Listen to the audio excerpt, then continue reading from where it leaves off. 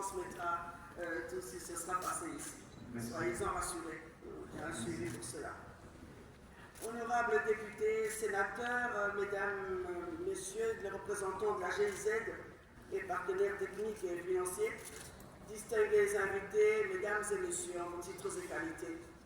C'est avec un profond sentiment de responsabilité et d'engagement que je prends la parole aujourd'hui, alors que nous clôturons cet atelier de sensibilisation et de plaidoyer auprès des députés nationaux et sénateurs, organisé dans le cadre du projet Tofongola Miso, en partenariat avec la GIZ, en comptant pour le projet Lukofi.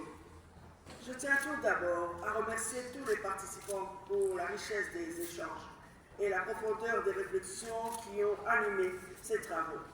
Cet atelier a été l'occasion d'aborder les thématiques essentielles à la construction d'un État de droit solide, d'une gouvernance transparente et d'une société fondée sur la justice et le respect des droits humains.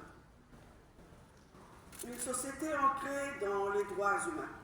Nous avons la responsabilité, en tant que législateurs, de garantir que les droits humains ne soient pas de simples principes inscrits dans nos textes de loi, mais qui deviennent une réalité tangible dans la vie quotidienne de nos concitoyens. Une société où les droits humains sont au cœur de toutes nos actions est une société qui place la dignité, la justice et l'égalité au centre de son développement. Cela signifie renforcer le cadre légal et institutionnel pour protéger les droits fondamentaux de tous les citoyens, en particulier les groupes vulnérables, de garantir l'accès à la justice pour toutes les victimes d'abus et de violations des droits humains, de renforcer le contrôle parlementaire sur l'application des lois relatives aux libertés fondamentales et à la protection des droits humains. Enfin, nous devons, par nos actes et nos décisions, montrer l'exemple et incarner les valeurs de respect, de responsabilité et d'intégrité. Lutter contre le blanchiment des capitaux, les flux financiers illicites et la corruption, honorables parlementaires, l'un des plus grands obstacles à la consolidation de notre démocratie et au développement de notre pays reste le fléau du blanchiment de capitaux, les flux financiers illicites et de la corruption. Ces pratiques nuisent à la stabilité économique, sapent la confiance de nos populations dans les institutions et freinent les investissements nécessaires à notre émergence. Les chiffres sont alarmants.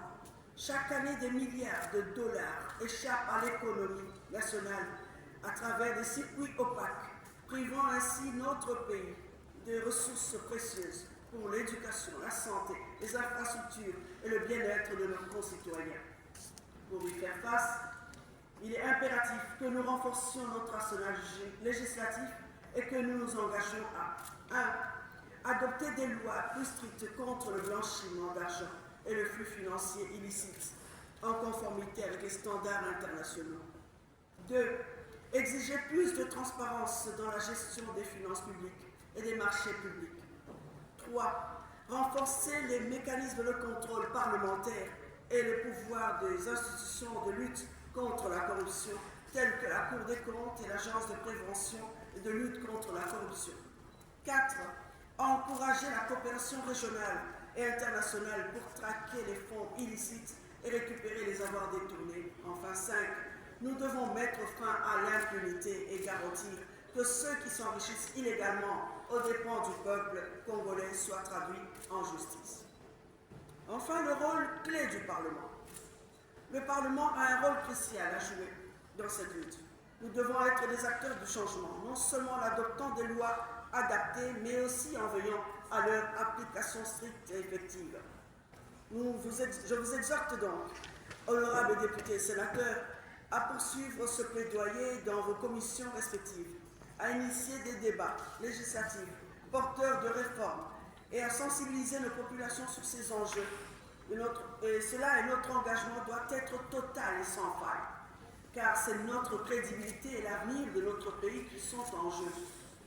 Honorables députés et sénateurs, mesdames et messieurs, l'atelier que nous allons bientôt clôturer marque une étape importante, mais ce n'est que le début d'un travail de fond qui exige persévérance, engagement et collaboration. construire une société où les droits humains sont respectés, où la corruption est combattue avec rigueur et où les flux financiers illicites sont atténués est un devoir national et un combat commun. Notre peuple attend de nous des actions concrètes. Il nous appartient donc de transformer ces engagements en décisions courageuses et en politique publique efficace.